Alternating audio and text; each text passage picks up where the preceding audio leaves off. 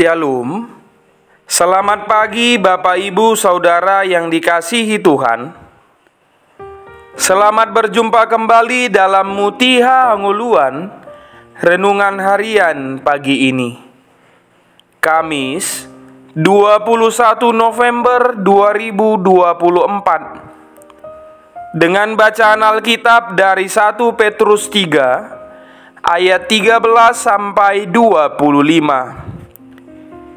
Yang menjadi ayat renungan harian hari ini adalah 1 Petrus 3 ayat 15.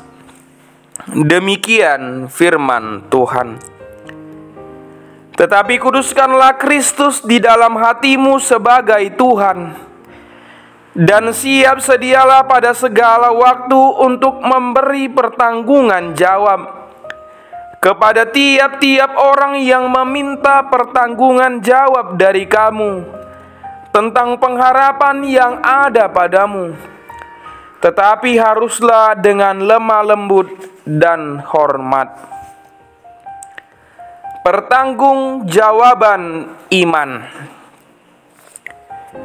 Agung adalah seorang programmer komputer yang bekerja di sebuah perusahaan teknologi yang besar. Dia dikenal sebagai orang yang pekerja keras dan tulus bekerja. Ia juga orang yang taat beragama, dan setiap hari Minggu ia tidak pernah absen untuk beribadah ke gereja. Suatu hari saat istirahat, beberapa temannya yang berbeda agama duduk bersama dia, lalu menanyakan tentang iman Kristen kepadanya. Lalu dengan lembut ia menjawab pertanyaan mereka memakai ayat Alkitab, dan mereka saling berdiskusi satu dengan yang lain, sehingga mereka semakin kompak dan hidup penuh dengan toleransi. Saudara yang terkasih dalam nama Tuhan Yesus, dalam nats renungan hari ini yang tertulis dalam 1 Petrus 3 ayat 15, Petrus mengingatkan jemaat yang berada dalam kekuasaan Roma saat itu agar mereka sabar dalam menderita, karena pada waktu itu Kaisar Romawi sangat membenci orang Kristen dan membuat orang Kristen sangat menderita karena hal itu. Maka Petrus sebagai murid Tuhan Yesus mengingatkan mereka bahwa menjadi pengikut Tuhan haruslah menjalani ujian yang berat.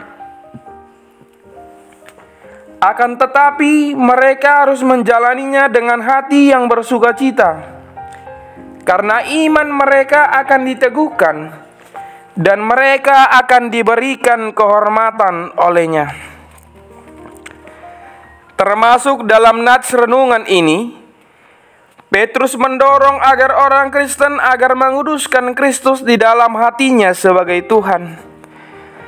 Artinya di sini mereka harus menempatkan Tuhan Yesus Kristus dalam hatinya sebagai juru selamat.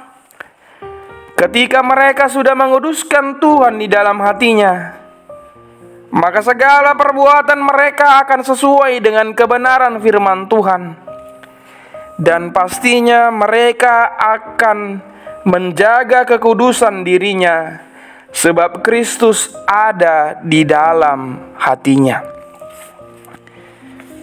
Lalu mereka harus siap sedia untuk memberikan dan menyebarkan pesan pengharapan kepada orang lain, yaitu tentang Tuhan Yesus sebagai pemelihara hidup mereka dan Tuhan Yesus sebagai juru selamat mereka, sehingga semakin banyak orang yang percaya dan tunduk pada Dia.